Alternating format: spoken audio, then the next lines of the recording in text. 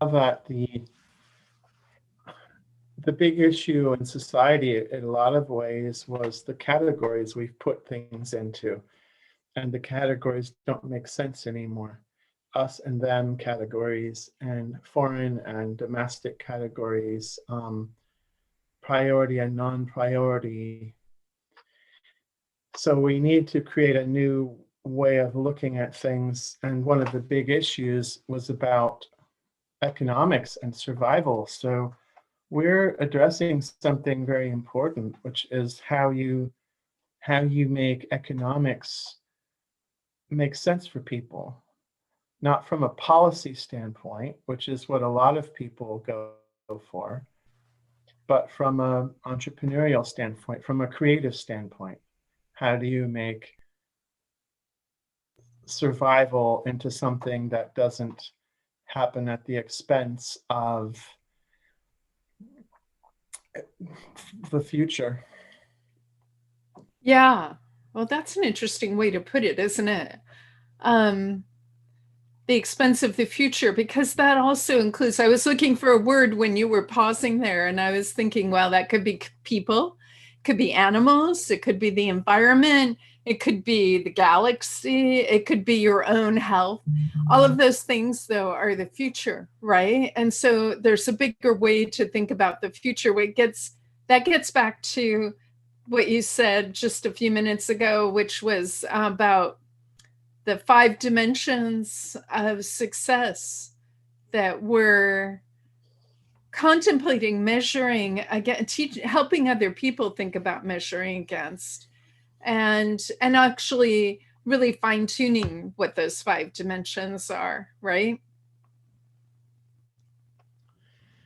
Yeah, like it sort of feels like there's about five, but when you even like the aha that came out of a conversation we had a few weeks ago that started this idea, which was if you help someone become more profitable, but it meant that they went from 40 hours a week to 100 hours a week working, and then their relationships with their partner and their children atrophied, and and their life quality of life got much worse. Well, how would that be a success? And actually, having studied economics quite a bit in a way, it's neat where we're coming from the perspective of a small business owner, because at least when you're coming from the perspective of a small business owner, there's a person or a set of people who have lives that are meant to be enriched by the business somehow directly. Whereas if you're talking about a corporation with shareholders, you've already created this artificial set of attunements to an artificial set of needs dictated by capitalism. Yeah, that It's makes it's me a very artificial thing. yeah, that makes me think of something. I was um how do I say this? It's like there's a view of economics, and this is, even in academic economics, that the highest objective, the goal for everything is growth. So, what leads to growth? And there hasn't been a higher objective being like a homeostasis kind of a goal, like there is for the human body. So the human body, the goal is to have something where everything is balanced and you stay healthy, because the body knows what it needs, and your job is to help give it what it needs to achieve that, right? But we've never looked at economics that way. So when you were talking about that, I was thinking about how there's this new initiative about having corporations look beyond growth to sustainability, community, the impact, not just on stakeholders, which is what happens when everything is about growth. right? Because that's what stakeholders care Yeah, about. and yeah, Go right. ahead. And yes, and I think that's in the 90s, this kind of idea was very strange and very out there. But now it's not so much. And even one of the big companies a year or two ago, I don't remember if it was one of the big oil companies or one of the big financial firms. It might have been a financial firm, but they changed their mission statement to express something besides growth. I don't remember more than that, but it was a big deal. Even the person that was reporting it was giving it the sense that, well, yes, of course, this may be a little bit of wallpaper, but not entirely. So it represents a shift in consciousness, whether it was that they just woke up one morning and decided this was a good idea, or they felt the pressure of society, isn't necessarily as much of an issue. It's happening. And when we had when in the exploration I was doing in this evolutionary leadership call, and what our question was, what is the essential thing in family and economics and culture? And I always come back to this idea that we were evolved very effectively to deal with the situations that were around, 10,000 years ago or 100,000 years ago. So, the problem with climate change is that it's not an immediate threat and it's an abstraction. It's very poorly designed to work with our nervous system as a crisis. And that's our problem.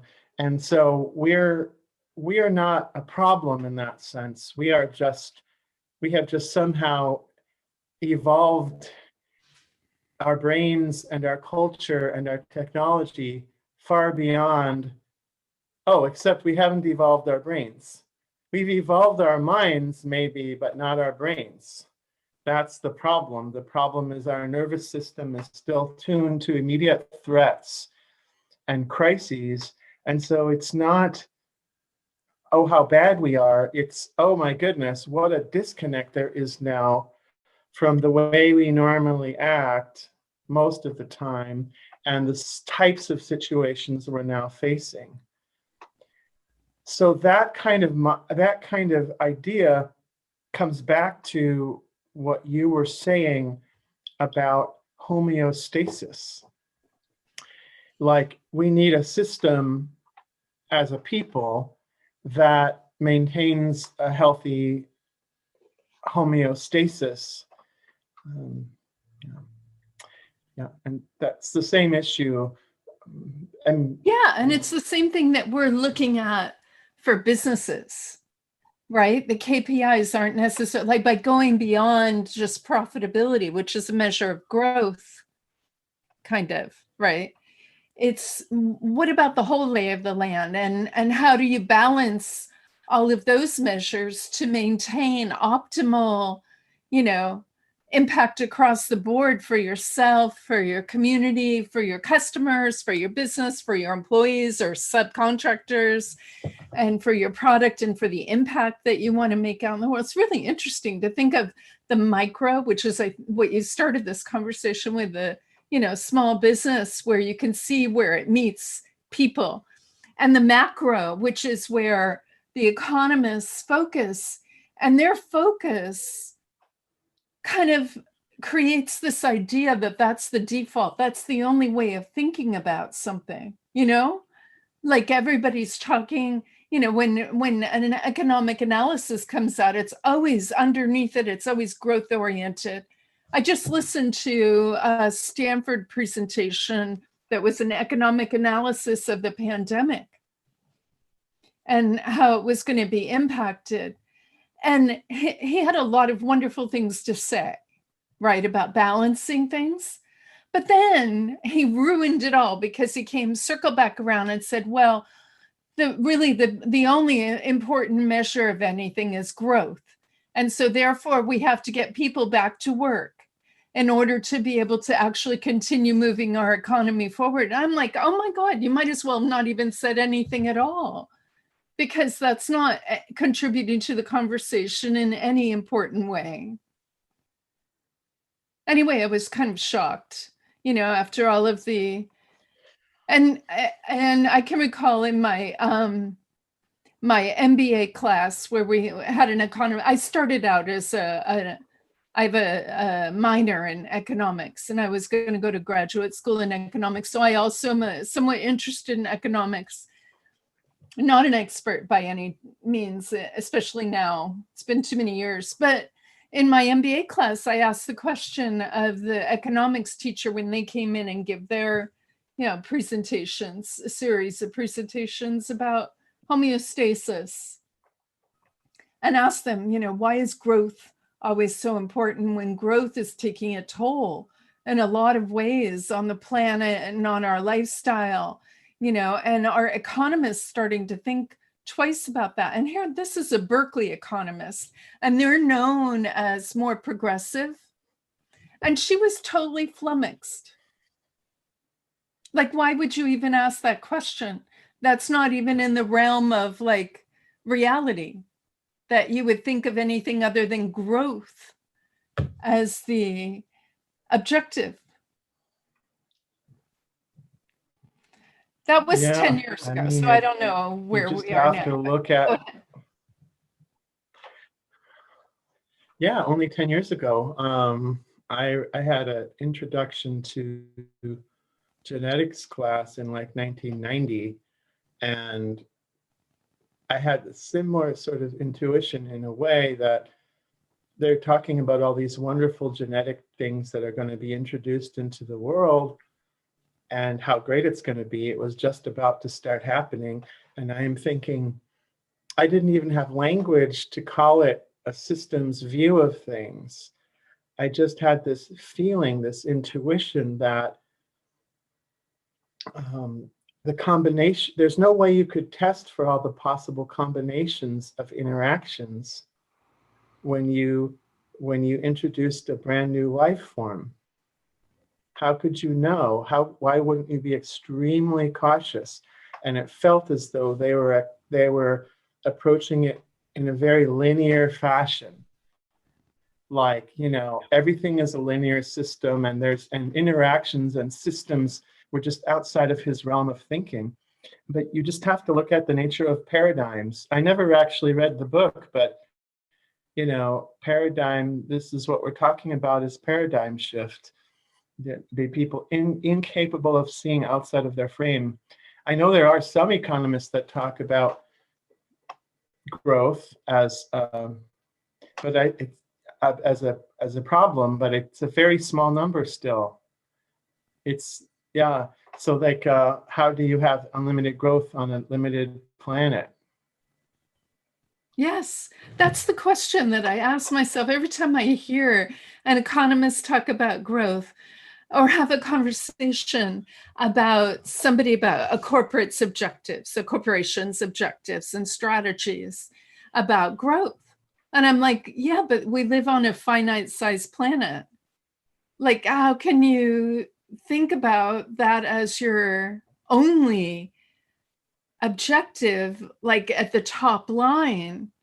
What about existence and sustainability and all these things? Like, how do you operate in a world that's got a give and take to it if you can't grow? I don't know. It's like the question, what is the economy for? Is the economy for making more money? Why is that? Why? Yeah, so I think my idea about these multiple dimensions of success came from lots of thinking about what real happiness consists of. And one of the principles, it's like one of the design principles that can help us as a society, is to become more conscious of what we're actually optimizing for. So lots and lots and lots of people have a hidden assumption that more money is going to solve all their problems. And that's too simplistic. So for example, I've noted for a long time that Silicon Valley is creating this wonderful culture of innovation and prototyping and all of this amazing culture and process for innovating.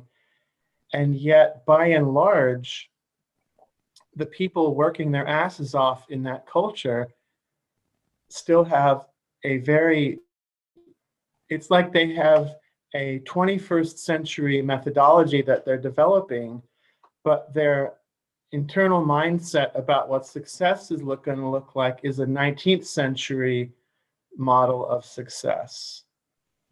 Like they'd like to be the sort of J.P. Morgan of the 21st century, like, you know, the IPO and the $100 million IPO is so exciting to them. So they've been heads down for too long in their innovation bubble to take a moment to notice that what they're not driving to the right set of objectives.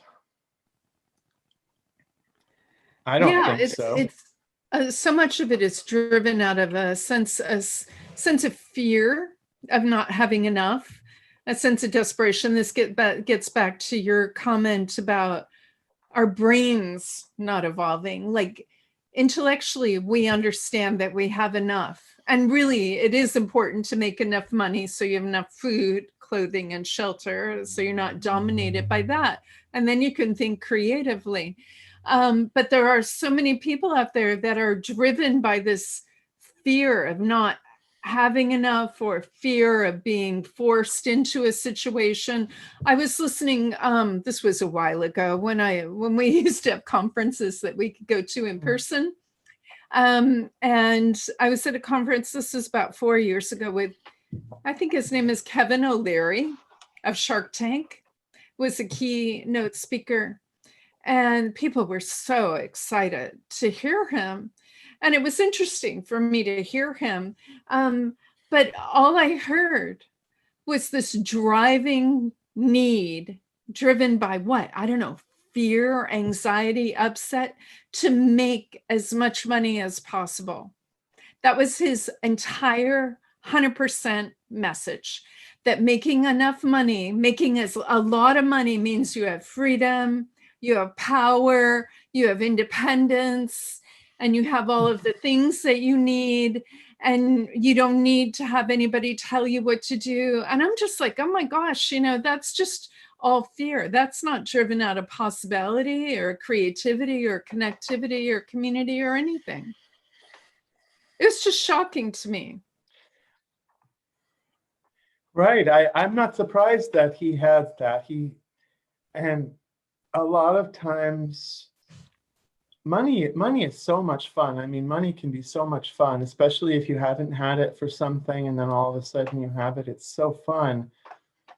But it's also another side of it is, I think, wanting control. Like, I think that if you think money is the answer to everything in your life, that's probably a sign of a fear of vulnerability of some kind.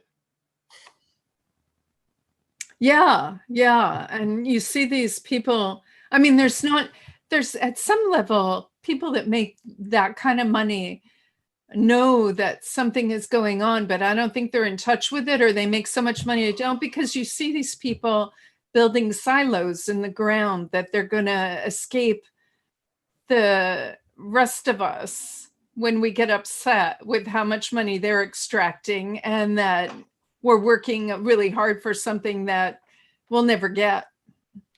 Yeah, so this work that we're doing is really good because, and bringing the focus to the small business person in the sense of an agent and a team and an organization, a collective of people that's able to create something useful in the world looking at economics and local business or small business as a set of relationships to be making something useful and being embedded with other sets of relationships. And I had the insight a few minutes back of where I think that things like the corporation as it's normally treated, or I think also venture capital funding and different financial conventions or agreements are extremely toxic. So they're like the idea of the corporation is a like 19th century idea, right? And it's still holding to the same thing, like the fiduciary responsibility to the shareholders is everything. And so there are new models like the B Corp, where it literally is spelled out that you have a responsibility to things like the environment or society. Yeah, so I think that those things distort. Yeah, so it's great that we're focusing on something else. We're we're empowering this. We're empowering this idea. See, every time we put more attention on something the way we want it, it's empowering that. You know, it's not like we just made it up, you know, the other day and it's just our wish. Like, I think our ideas make a lot of sense. In fact, what's kind of cool is like a lot of our ideas, I think once we find a way to clarify them, they become obvious. Like this idea about, you know, do you really want to make so much profit and then you lose your family? It makes it pretty clear. Yeah. Yeah. Wake up call. Yeah. Yeah. And, you know, I want to circle back to something that you were talking about earlier about the evolutionary leadership and the process you went through, where it was the exercise you went through, where it was questions. And it's like this kind of conversation that we're having is about asking different kinds of questions that are outside the box, like seeing something and just asking the question helps us think a different way about something. And I loved hearing about that and we should look at that in more depth, because that's really our process that we want to bring to small business, is to ask the deeper questions about what do you really want and what really matters to you and what really matters to your customer. Not superficial, shallow questions, you know, but something deeper. Yeah, like I think we must. Fit. Yeah. I think we must both have this intuition that you're going to gain so much more from asking questions, that the first place that we start in trying to help someone is to ask a bunch of questions to find out, to help them go deeper into what they actually want. Because when you ask deeper questions until you get more relevant ahas, then you're coming from a more solid place. Most of our clients probably are not driven by the bottom line. We entirely, like, we want people who aren't just driven by the bottom line. However, we've all grown up in a culture that has taught us to think of the bottom line and be fearful of things that aren't going to the bottom line. And I'm sure that a lot of my passion is coming from how do we solve this puzzle of helping people be thriving in authentic ways in all these dimensions at once. So I want to optimize everything. I want to optimize I want to make sure we're designing for the things that will really make them happy. And I want to optimize for the right things and get rid of the unnecessary things that they're just doing out of obligation. So there'll be like a much, much tighter fit between who they are and what they're doing. Yeah, and not just obligation, but by assumption of that's what I should be doing, right? Like I'm supposed to be doing this because this is the way people do business. And so therefore I should do business. And then you end up in this slipstream of doing business based on what you see happening around you or your interpretation of what's happening around you. And you get so busy that it's hard to stop and go, oh, actually, it doesn't have to look like this. And there are not that many people that are good role models for it not looking like that, which is why that book, The Passion Economy, is such a big, impact on thinking about all of this. Yeah. So it's coming from that perspective of actually there's another way to think about this that works. Same with Seth Godin. If you dig deeper into Seth Godin, like you've done and you've turned me onto, where it's a question about, is this really the way to make an impact? Or are you trying to do too much? I mean, that's my version of the question. Mm-hmm. Yeah.